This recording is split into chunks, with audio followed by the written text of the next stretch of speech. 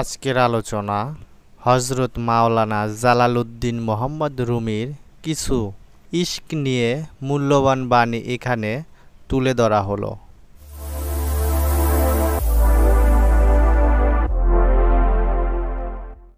যদি ইশকের বেদ এই দুনিয়ায় প্রকাশ পায়, তবে সমস্ত জাহান ধ্বংস হইয়া যাইবে। ইশক লিখার বস্তু নয়, ইহা অনুভব করার বস্তু।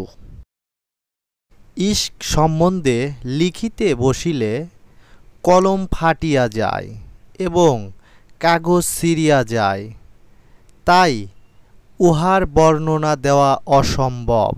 শুধু অনুভূতি শক্তি দ্বারা অনুভব করিতে হয়। যখন কলম নিয়া অন্যান্য বিষয় লিখিতে বসি, তখন কলম খুব তাড়াতাড়ি চলে, আর যখন ইশক সম্বন্ধে লিখিতে আরম্ভ করি, তখন কলম নিজে নিজেই ফাটিয়া যায়, লিখা যায় না। স্পর্শ শক্তি দ্বারা বাহ্যিক বস্তুসমূহ উপলব্ধি করা যায়, কিন্তু আধ্যাত্মিক বস্তুসমূহ অনুধাবন করার জন্য অন্তরের শক্তির দরকার। আধ্যাত্মিক শক্তি ছাড়া পরকালের কিছুই হাসিল করা যায় না। আধ্যাত্মিক শক্তিই হল পরকালের বিষয়বস্তু হাসিল করার অস্ত্র। পরকালের শান্তি পাইতে হইলে ইহকালেই মারেফতের আলো অন্তরে সঞ্চয় করিতে হইবে। যে ব্যক্তি পরকালে স্থায়ী শান্তির জন্য নিজের ইহকালের সমস্ত ধন দৌলত খরচ করিয়া ফেলে, সে অতি উত্তম। মারেফাতের আলো পাইবার জন্য প্রথমে পীরে কামেলের আদেশ অনুযায়ী শরীয়ত মোতাবেক সমস্ত রিয়াজাত ও মোশাহেদাত করিতে হয়। হে মানুষ, তুমি যদি চাও তবে তোমার শক্তি অনুযায়ী চাও, কেননা একটি বাঁশের পাতার উপর একটা পাহাড়ের ওজন সহ করা যায় না।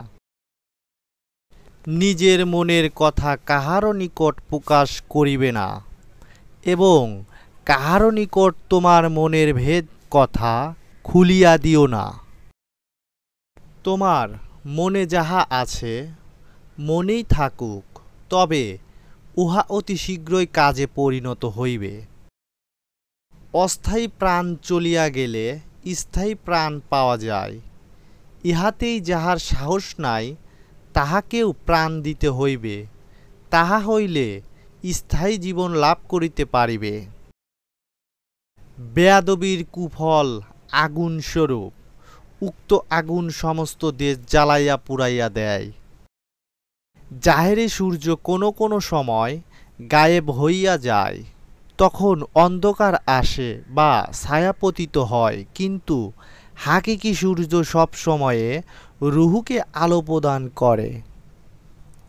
শেষ পর্যন্ত ভিডিওটি দেখার জন্য আপনাকে অনেক অনেক ধন্যবাদ। ভিডিওটি যদি ভালো লাগে অবশ্যই চ্যানেলটি সাবস্ক্রাইব করতে ভুলবেন না, এবং লাইক কমেন্ট শেয়ার করে আমাদের পাশে থাকবেন। ধন্যবাদ।